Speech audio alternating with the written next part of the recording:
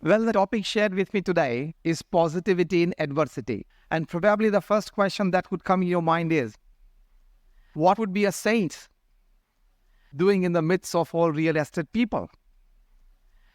Because you being entirely in the 24/7, 365 commercial activity. And we are into 24/7, 365 into an NGO doing social services.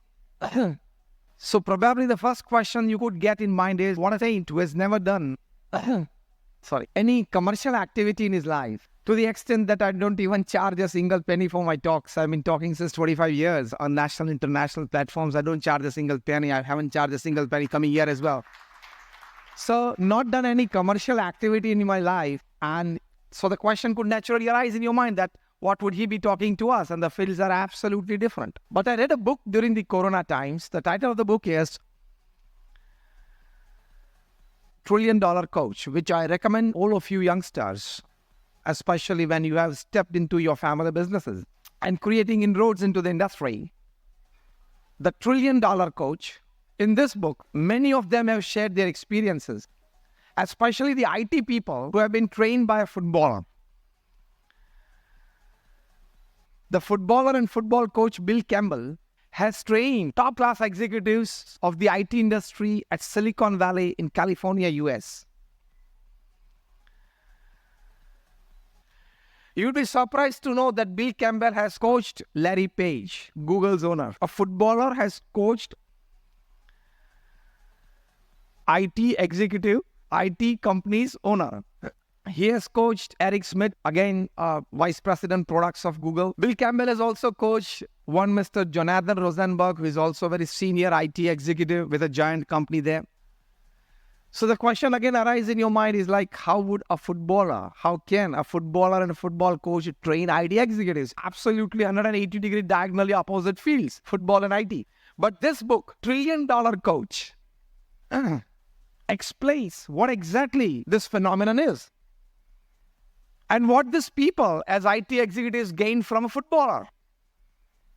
Eric Smith writes that I've got convinced that to train a person, to coach a person, you don't need to know the policies and strategies of the company. Now, this is short. Secondly, says to train a coach, the trainer doesn't need to know the products of that company. And now the third sentence is like a fire on your chest, all of you people. Eric Smith says that to train a person, for the trainer and the coach, he doesn't need to know the sales and the marketing strategies of the company. Now, if the coach doesn't need to know the policies and strategies of the company, he doesn't need to know the product of the company, he doesn't need to know the sales and the marketing strategy of the company, how will he coach? But this $1 Trillion Coach book, which was listed on the New York Times bestsellers list for 60 months, it remained at the top, which is a world record in itself, says that Bill Campbell used to teach only one thing, that to grow a company, to put your product in a well-placed position in the market, the only thing required is to know the dynamics of the people working together as a team. In a team, when people have come together to work, how well they have accepted each other in the team, how well they know each other, how well they can accept each other's discrepant or negative, how well they have decided to be together for a longer time to produce results. Only that matters. And if you can have a distinction percentage on this particular aspect, product selling, marketing, sales, everything is a byproduct of this. It will naturally come good. The human element is important than the machine element. Agree or not?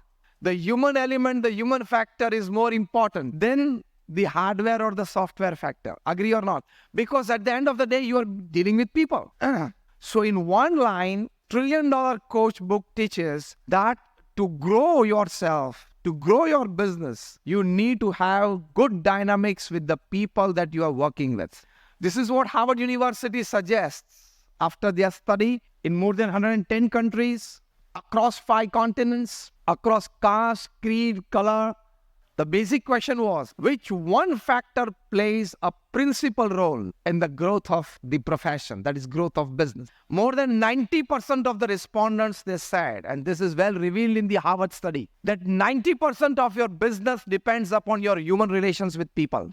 90% of your business depends upon your human relations with people, that you can accumulate people, gather people, to convey your project, to convey your ideology, to convey your future plans. And if your human relations are weak, you fall as a head of the state as well. And your human relations, if they are strong, you can fall government. Everything depends upon human relations. Meeting more people, just listening to them, just sitting with them is human relations. That is the start of it. At the end of the day, the survey says people are more concerned with the human relations that you keep with them instead of the ideologies that you enforce upon them. Simple. So 90% of your business depends, the success of your business depends upon your human relations with people. 90% of your business depends upon your human relations with people. And that we saw in the last 48 hours. So what I mean to say is, if a footballer can coach IT people, we as saints, we are in the midst of society. I've traveled to more than 30 countries, personally sat with more than 25,000 families across caste, creed, color, religion. And this is perhaps more than my 15,000th talk in the midst of people. So I can well talk to you about positivity in adversity.